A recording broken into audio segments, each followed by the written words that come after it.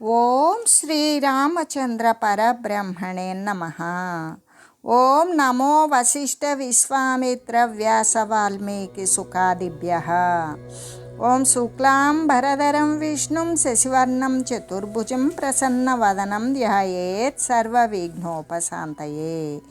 ఓం నమో బ్రహ్మాదిభ్యో బ్రహ్మ విద్యా సంప్రదాయ కర్తృభ్యో వంశ ఋషిభ్యో మహద్భ్యో నమో గురుభ్యః. ఓం శ్రీరామో రామభద్రశ్చ రామచంద్రశ్చ శాశ్వతః రాజీవలోచన శ్రీమాన్ రాజేంద్రో రఘుపుంగవః.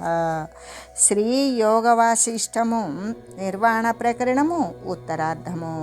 శ్రీరామచంద్రుడు శ్రీ వశిష్ఠ గురుదేవులను అడుగుతూ ఉన్నాడు, మహాత్మా, నేను ఇప్పుడు మాట్లాడబోయేటువంటి దానిని విని, చెప్పబోయేటువంటి దానిని విని అటువంటి మతము కలిగిన వారికి ఈ ప్రపంచమున దుఃఖము శాంతించడం కోసం ఏమీ ఉపాయం ఉన్నదో ఆ తర్వాత మీరు తెలియజేయండి అని ప్రార్థిస్తూ, ఎంతవరకైతే జీవితం ఉంటుందో అంతవరకు కూడా సుఖంగా జీవించాలి కదా. అంతేకాదు, మరి ఏ చావైతే ఎదురుగ్గా మృత్యువు అనేటువంటిది మనకి ఎదురుగ్గా ప్రత్యక్షమై ఉన్నది. అప్పుడు భస్మీభూతమై శమించిపోయేటువంటి, అంటే బూడిదిగాను మట్టిగాను అయిపోయి నశించిపోయేటువంటి దేహానికి మరలా రాక అనేటువంటిది ఎక్కడున్నది? ఇటువంటి మతము గల వారి దుఃఖము అనేటువంటిది ఎలా శమిస్తుంది అని అడగగా, అప్పుడు శ్రీ వశిష్ఠ గురుదేవులు ఇలా చెప్తూ ఉన్నారు, ఓ రామచంద్ర, ఏ నిశ్చయము జ్ఞానము తన యందు, నిశ్చయాన్ని గురించినటువంటి జ్ఞానము తన యందు పూర్తిగా ధరించి ఉంటాడో, పూర్ణంగా ధరించి ఉంటాడో, ఆయా నిశ్చయాన్ని అలాగే అది అనుభవించుతూ ఉండడం సర్వులకు కూడా స్వానుభవ సిద్ధమయ్యే ఉన్నది. ఆకాశములాగానే చిదాకాశము సర్వము వ్యాపించి ఉన్నది, శాంతమై ఉన్నది. పామరులకు చార్వాకులు మొదలైనటువంటి వారి చేత కల్పించబడిన దేహము మొదలైన ద్వైతము ఉన్నది కదా. జీవుడు దేహము అనేటువంటి ఈ ద్వైతముతో కూడినటువంటిది కూడా జ్ఞానుల యొక్క అనుభవ సిద్ధమగు అద్వైతము కూడా అంతా ఆ చిదాకాశమే అయి ఉన్నది. ఎలాగంటే దానికంటే భిన్నమైనటువంటిది ఏది కూడా ఉత్పన్నము కాలేదు కాబట్టి సంభవించదు. సృష్టికి పూర్వమైతే రెండవది లేనిది అయిన బ్రహ్మరూపమగు మహాప్రళయమునందు బ్రహ్మము కంటే వేరుగా ఏ వస్తువు లేదు కదా. ఆ బ్రహ్మమునకు వేరొక కారణము కూడా లేదు. కాబట్టి సర్వత్రా బ్రహ్మమే వ్యాపించి ఉన్నది అయింది కదా అని చెబుతూ, సమస్త వేదశాస్త్రాల యొక్క తాత్పర్యభూతమైనటువంటి బ్రహ్మమును, అంటే సమస్త వేదశాస్త్రాల యొక్క తాత్పర్యభూతమైనటువంటి అర్థ సంబంధమైనటువంటి బ్రహ్మమును ఆ మహాప్రళయాదులు కూడా, ఆ మహాప్రళయ మోక్షము వాటి యొక్క సాధనాదులను కూడా ఎవరైతే ఇచ్చగించకుండా కోరకుండా ఉంటారో అటువంటి వారు శాస్త్రశూన్యులే అయి ఉన్నారు కదా. ఇంకా కూడా మహామూఢులు, మా దృష్టి ఎందైతే వారు చనిపోయినటువంటి శవములతో సమానమైన ప్రేతప్రాయులే, మృతప్రాయులే అయ్యున్నారు అనే చెబుతూ, కాబట్టి వారెవ్వరూ కూడా ఈ జ్ఞాన విచారణకు, తత్వోపదేశమునకు అర్హులు కానే కారు. ఇంకా సమస్త దేహేంద్రియాదుల యొక్క ప్రవర్తకమైనటువంటి ప్రత్యేగాత్మ చైతన్యం కానీ, మనసు కానీ సర్వశాస్త్రానుసారము కేవలము ఒక బ్రహ్మమే అనే ఇటువంటి అనుభవము చేత ఎవరైతే పూర్ణకాములే, సర్వ కోరికలు కూడా నిండిపోయినటువంటి వారే, వారు వచ్చినటువంటి క్రియ సమర్థవంతంగా నెరవేర్చుకున్న కృతకృత్యులై ఉంటారో అటువంటి వారి కొరకు కాదు, అటువంటి వారి కొరకును కాదు ఉపదేశ క్రమము కేవలము జిజ్ఞాసువు కొరకు మాత్రమే అగుతూ ఉన్నది. ఎందుకు? ఏమీ తెలియనటువంటి వానికి కొరకు కాదు, పూర్తి తెలిసినటువంటి వానికి కాదు. ఎవరి కోసము ఉపదేశ క్రమము అనేటువంటిది? కేవలము ఎవరైతే జ్ఞానం యొక్క ఆర్తి కోసం ఎదురు చూస్తూ జ్ఞానాన్ని పొందాలి అని నిరీక్షించే వారి కోసం మాత్రమే అయింది. అయితే నిత్యమై అపరోక్షమైనటువంటి సంవిత్తు, ఈ జ్ఞానము అనేటువంటిది నిత్యమై శాశ్వతమై ఉన్నది. పోనీ మనకంటే వేరుగా ఉన్నదా? లేదు. భిన్నము లేకుండా అభిన్నంగానే అపరోక్షమే అయి ఉన్నది జ్ఞానము. ఆ విధంగా ఆ జ్ఞానము ఎవరి యొక్క అంతఃకరణమునైతే ఏ విధంగా ఉదయిస్తుందో, మనోబుద్ధి చిత్తాహంకారాల యందు ఏ విధంగా అది ఉత్పన్నమవుతుందో ఆ విధంగానే జీవుడు అనుభవిస్తాడు. దేహం ఉన్నప్పటికీ సరే, లేకపోయినప్పటికీ సరే అని చెబుతూ, బోధాచ్చేత్ సంవిదో జాతః సదుఃఖీ పురుషో భవేత్ విరుద్ధం వేదనం యావత్తావ జీవోంగ తన్మయ. కాబట్టి ఓ రామచంద్ర, ఆనంద స్వరూపమైనటువంటి ఆత్మకు విరుద్ధంగా ఎవ్వడూ కూడా అంతఃకరణ వృత్తి చేత నేను దుఃఖిని అని దృఢంగా నిశ్చయించుకున్నాడనుకో, అతడు అటువంటి భావముతోటి తన్మయత్వాన్ని పొందుతాడు. తర్వాత వెంటనే దుఃఖాన్ని అనుభవిస్తూ ఉంటాడు అని చెబుతూ, అంటే రామా, ఆనంద స్వరూపమైనటువంటి ఆత్మకు విరుద్ధంగా, అంటే వాడు విరుద్ధమైనటువంటి భావముతోటి అసలు ఈ ఆత్మస్వరూపం అనేటువంటిది ఎటువంటిది?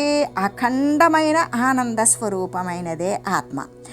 ఆ ఆత్మకు విరుద్ధంగా కూడా ఎవడైతే తన యొక్క మానసేంద్రియాల చేత నేను దుఃఖిని అని ఎవడైతే దృఢంగా నిశ్చయించుకున్నాడో అతడు అటువంటి భావముతోటే నిండిపోయి ఉంటాడు. కాబట్టి వెంటనే దుఃఖాన్ని అనుభవిస్తూ ఉన్నాడు అనే చెబుతూ, జగచ్చిద్వ్యోమ కచన మాత్రమేవేతి భావితే తత్కదం వేదనం వ్యోమ్నా బోధ కస్య కుతో భవేత్.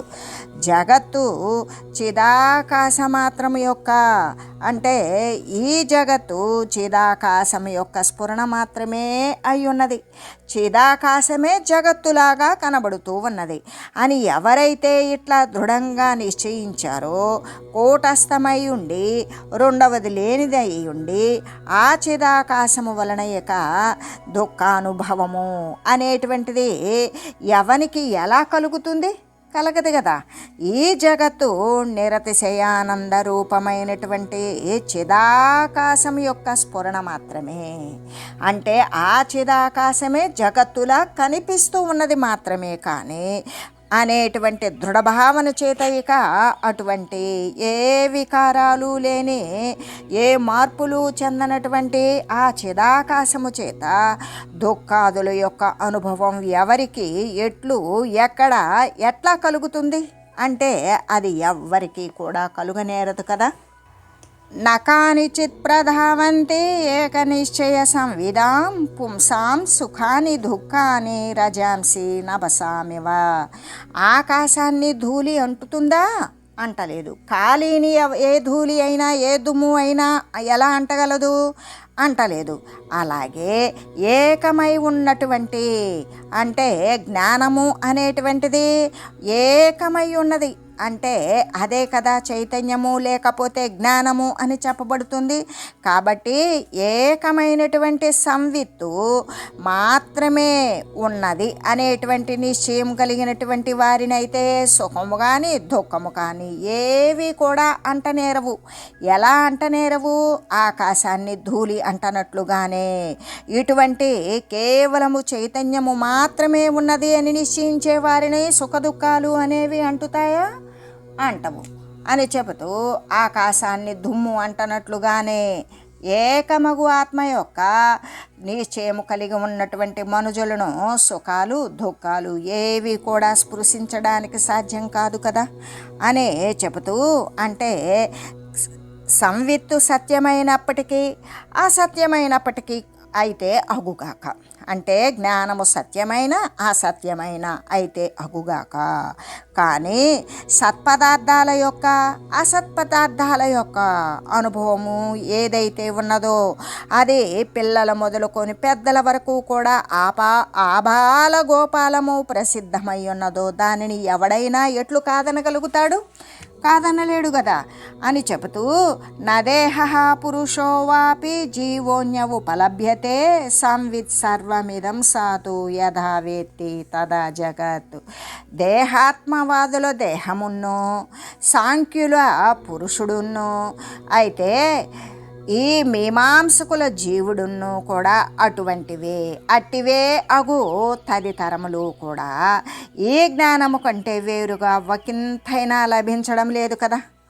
ఎలాగంటే దేహాత్మవాదుల దేహమును దేహాన్ని గురించి ఆత్మతత్వాన్ని గురించి వాదించేటువంటి వారి యొక్క వాదము, సాంఖ్యుల పురుషుడును ఏ సాంఖ్యులలో సాంఖ్య విచారణ చేసేటువంటి ఈ పంచభూతాలను విభజించుకుంటూ పంచభూత సమ్మిశ్రితమైనటువంటి ఇంద్రియాలను విభజించుకుంటూ వాటన్నింటికీ మూలమైనటువంటి జీవుడు ఉన్నాడే ఆ జీవుడును మీమాంసకుల యొక్క జీవుడు అంటే ఎవరైతే ఈ విభజింపబడినటువంటి వానికి జ్ఞాత అనబడేటువంటి ఇంద్రియాలకు మూలమైనటువంటి జీవుడి లేకంటే ఇంద్రియాలు కానీ అవి సంఘటింపబడినటువంటి దేహము కానీ ఉండదు. అట్లాగే ఈ మీమాంసకుల యొక్క జీవుడు కూడా అటువంటివే అయినా ఇతరములైనవి.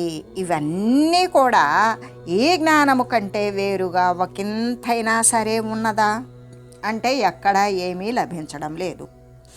కాబట్టి సర్వవాదుల యొక్క అభీష్టం ఏమిటి అంటే సంవిత్తే అవుతూ ఉన్నది. వారు ఏర్పాటు చేసుకున్నటువంటి జ్ఞానం ప్రకారమే వారి అభీష్టం ఏమైతే ఉన్నదో అది జ్ఞానమే అయి ఉన్నది.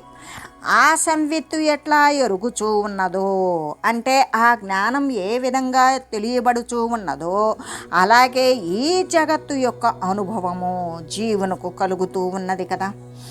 ఆ సంవిత్తు సత్యమైనప్పటికీ అంటే ఆ జ్ఞానము సత్యమైన అసత్యమైన అయితే అగుగాక.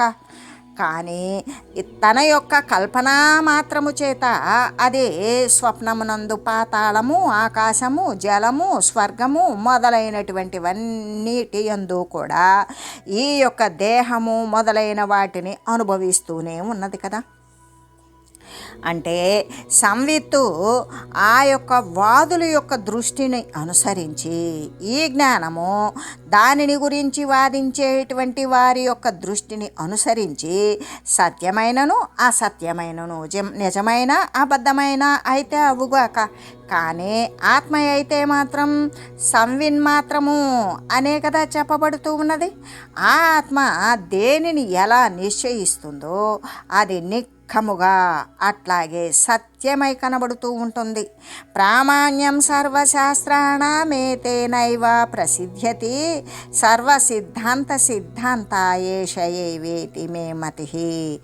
ఈ విధంగా సంవిత్తు వలననే అంటే ఈ విధంగా జ్ఞానం వలననే సర్వశాస్త్రాల యొక్క ప్రామాణ్యము ప్రతిష్ఠితము అగుటను బట్టి ఈ సంవిత్తే సర్వవాదుల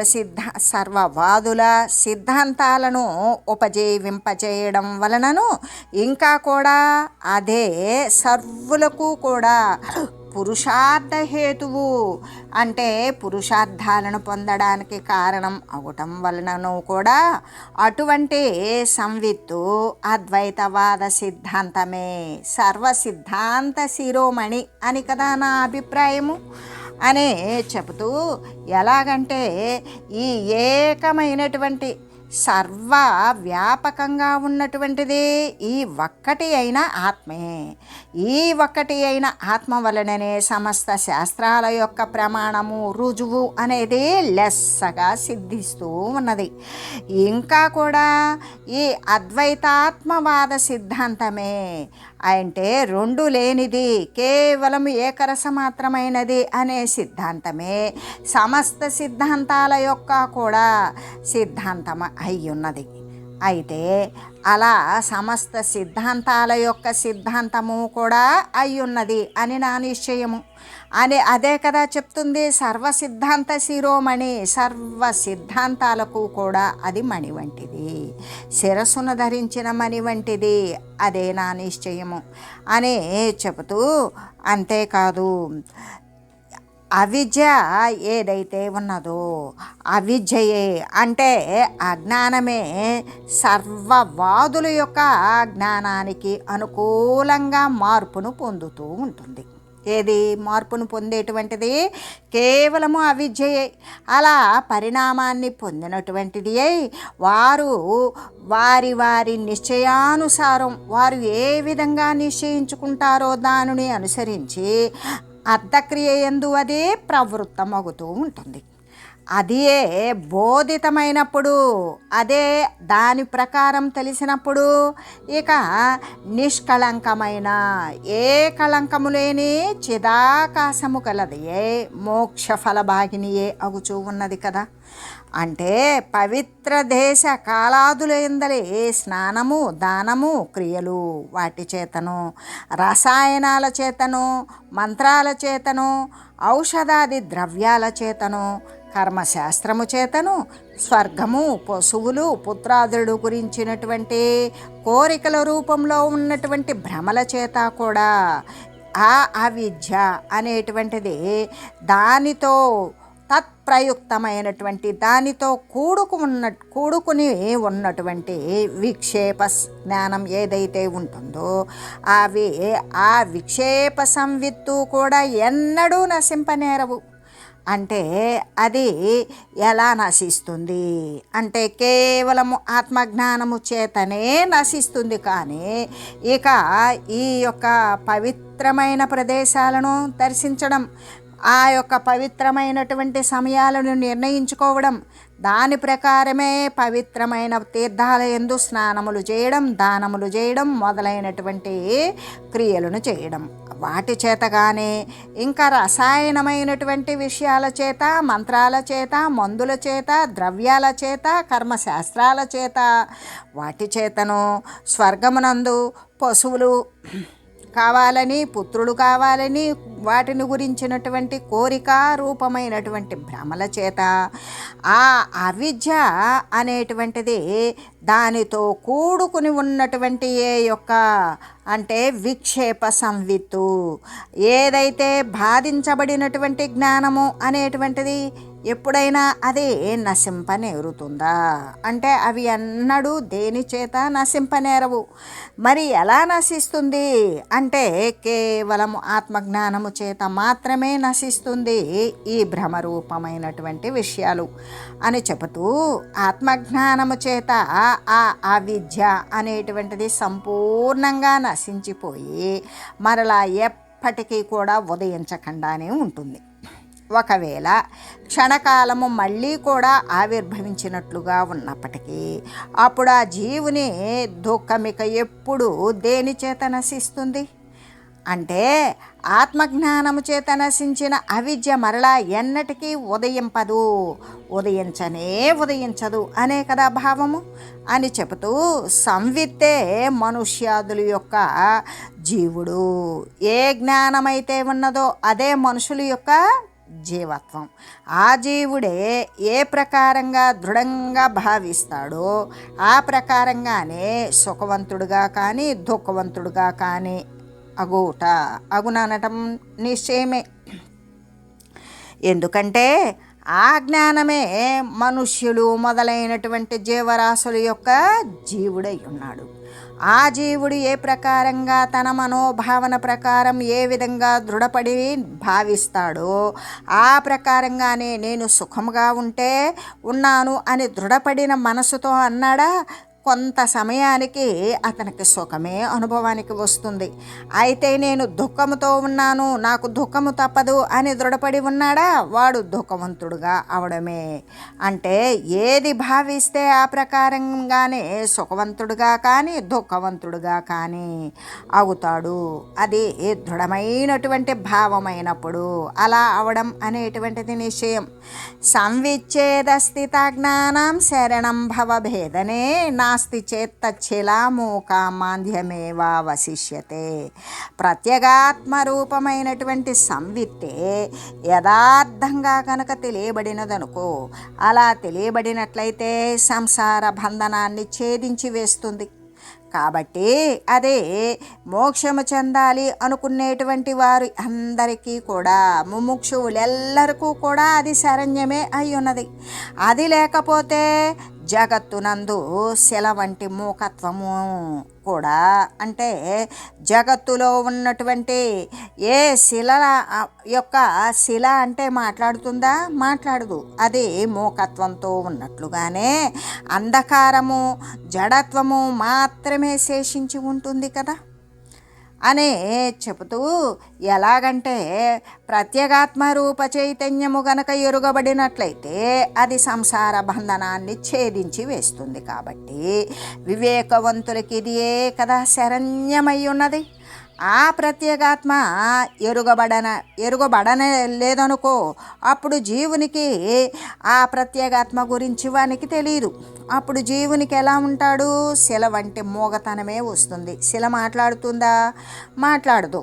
అలాగే ఇక వానికి అజ్ఞానము అంధకారం మాత్రమే మిగిలి ఉంటుంది. ఎందుకు అంటే అజ్ఞాని అయి ఉంటాడు. అజ్ఞాని ఎప్పుడూ కూడా దుఃఖాల పాలు పడతాడు అనే కదా అర్థము అని చెబుతూ, ఎలాగంటే మనుజుడు నిద్ర వలన జడత్వాన్ని పొందుతాడు. అలా పొందడం అనేటువంటిది స్వభావ సిద్ధమై ఉన్నది. అయితే స్వప్రకాశమైనటువంటి జ్ఞప్తి రూపముకు ప్రత్యేగాత్మ సంవిత్తు ఆ జ్ఞానము వలన ఈ ప్రపంచాన్ని పొందుతూ ఉన్నది కదా. కాబట్టి ఆ సంవిత్తి యొక్క అభావము చేత, ఆ జ్ఞానము లేకపోయిన కారణము చేత సాక్షి శూన్యమగు అంధత్వము జడత్వమే జగమునందు శేషించి ఉంటుంది అనే శ్రీ వశిష్ఠ గురుదేవులు తెలియజేశారు. అప్పుడు శ్రీరామచంద్రుడు ఇలా అడుగుతూ ఉన్నాడు. దిక్ష్వదస్తాచ నాంతోస్తా భావీనాపి జగత్క్షయ ఆస్తితి భావితం ఏనా సంత్యక్త్యా భావబుద్ధినా తస్య సాత్ కీదృశీ బ్రహ్మణ్యుక్తిరాధి వినాశమే ఇతి మే సంశయం చింది భూయో బోధాభివృద్ధయే. ఓ మహాత్మా, ఈ 10 దిక్కుల యందు కూడా, అంటే ఇప్పుడు దిక్కులు 4 కదా, 10 ఎక్కడి నుండి వచ్చినవి అంటే మూలలతో కూడా కలుపుకుంటే 8, పైనది కిందది కూడా కలుపుకుంటే 10 దిక్కులు. అంటే తూర్పు పడమర ఉత్తరం దక్షిణం 4 దిక్కులు. మరి ఆగ్నేయము నైరుతి వాయవ్యము ఈశాన్యము ఈ 4 కలుపుకుంటే 8. ఆకాశము పృథ్వీ ఇవి కూడా కలుపుకుంటే 10 దిక్కులు. అందుకే 10 దిశల యందు కూడా ఈ ప్రపంచానికి అంతం ఉన్నదా అంటే లేదు. 10 దిక్కుల యందు నిండి ఉన్నదేంటి? ప్రపంచమే. పంచభూతాల యొక్క కలయికే ప్రపంచము. ఆ పంచభూతాలు ఆకాశ వాయువు అగ్ని జలము పృథ్వీ అనేటువంటిది. ఈ ప్రపంచానికి అంతం ఉన్నదా? 10 దిశల యందు వ్యాపించి ఉన్నది, కానీ ప్రపంచానికి అంతం లేదు. కాబట్టి ఈ జగత్తు నాశరహితమైనది అని తలచేవాడు ప్రాగ్భావ ప్రధ్వంసాభావ అత్యంతాభావాలను విశ్వసించినటువంటి వాడు. అంటే జరిగేటువంటి దానిని, జరుగుతూ ఉన్నదానిని, లేకనే ఉన్నట్లుగా కనబడేటువంటి భావనని వాడు నమ్మనటువంటి వాడు ఈ సమస్తము కూడా విజ్ఞాన ఘనమే అనునట్టి పరమార్థ తత్వాన్ని చూడనటువంటి వాడు. ఈ కనబడేటువంటి జగత్తే సత్యము అని నమ్మేవాడు అయిన మనుజుని యొక్క సంసార రోగం శమించిపోవాలి అంటే ఏదైనా ఉపాయం ఉన్నదా? ఏ ఉపాయం ఉన్నది మహాశయ? జ్ఞానం యొక్క అభివృద్ధి కోసము నాకు కలిగిన ఈ సంశయాన్ని మీరు నివారించండి అని ప్రార్థించాడు. అప్పుడు శ్రీ వశిష్ఠ గురుదేవులు ఇలా చెప్తూ ఉన్నారు. అత్రైకం తావదుచితం పూర్వమేవ తదోత్తరం ద్వితీయం ఉత్తరం న్యాయం వక్ష్యమాణమిదం శృణు. ఓ రామచంద్ర, దీనికి ఉచితమైనటువంటి సమాధానం ఒకటి, వేదాంత శాస్త్రాన్ని నమ్మనటువంటి వారు కేవలం కూడా మృతప్రాయులే. అటువంటి వారు ఉపదేశించడానికి, వారికి బోధ చేయడానికి, వారికి జ్ఞానం తెలియజేయడానికి సరి అయిన అర్హత కలిగినటువంటి వారు కానే కారు. ఈ మొదలైనటువంటి వాక్యాలు ఇవన్నీ కూడా ఇదివరకే చెప్పబడి ఉన్నవి కదా. ఇప్పుడు మరి ఒక యోగ్యమైనటువంటి సమాధానం చెప్పబోతూ ఉన్నాను విను. అంటే ఈ దృగ్భావస్త్వయా ప్రోక్త యః పుమాన్ పురుషోత్తమ సతాపచ్చేతనా మాత్రం భవతీత్యనుభూయతే సచాకార వినాశేన యుజ్యతే నాత్ర సంశయః. పురుషోత్తముడవగు రామచంద్ర, నీవు తెలిపినటువంటి భావాలు కలిగిన మనుజుడు దేహ అతిరిక్త చేతనాత్మవాదియా, లేకపోతే నిత్య సూక్ష్మ దేహాత్మవాదియో, లేక స్థూల దేహాత్మవాదియా, లేక శుద్ధ సంవిధాత్మవాదియా, లేక అజ్ఞానముతో నిండిపోయినటువంటి సంచిదాత్మవాదియా, లేకపోతే సంవిధ పలాపియా, అంటే సంవిత్తు లేదనేటువంటి వాడా అనేటువంటిది అందులో మొదటివాడైనటువంటి చేతనాత్మవాదియే అయినట్లయితే, మరి గ్రహముగా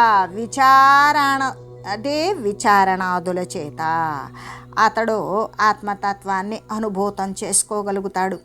ఎలాగంటే దేహము మొదలైనటువంటి ఆకార రూపముగు ఉపాధి యొక్క సంపూర్ణమైనటువంటి వినాశము చేత అతడు పరమాత్మతోటి తప్పకుండా ఏకీభావాన్ని పొందుతాడు. ఇందులో ఎటువంటి సంశయము లేదు. అధా వినాశో దేహాశ్చేత దుఃఖస్యాత్రకః క్రమః.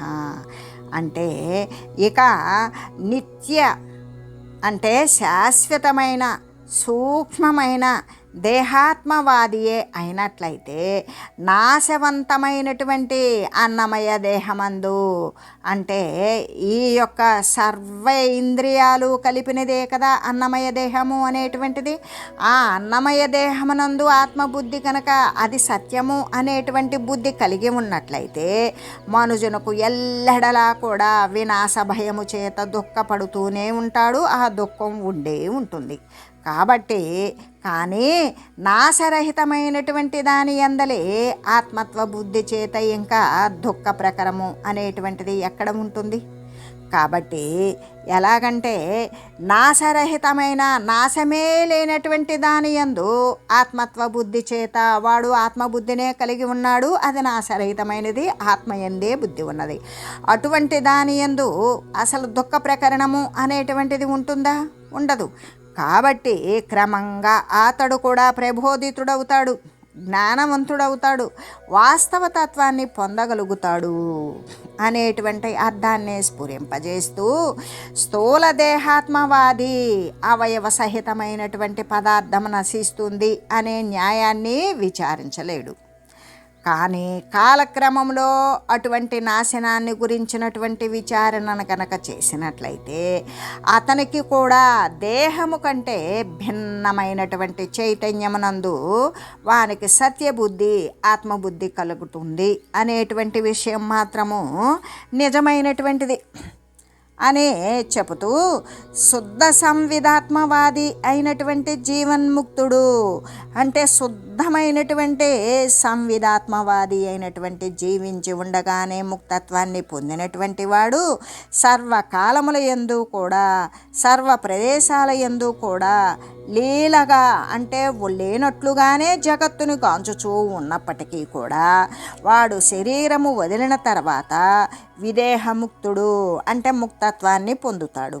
మరలా కూడా జగత్తుని ఎన్నడూ కూడా వాడు చూడకనే ఉంటాడు అని చెబుతూ ఓం మంగళం శ్రీ గురుదేవాయ మహనీయ గుణాత్మనే సర్వలోక శరణ్యాయ సాధురూపాయ మంగళం.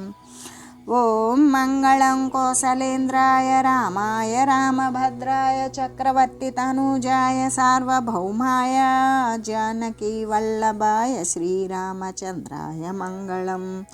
ఓం తత్సత్.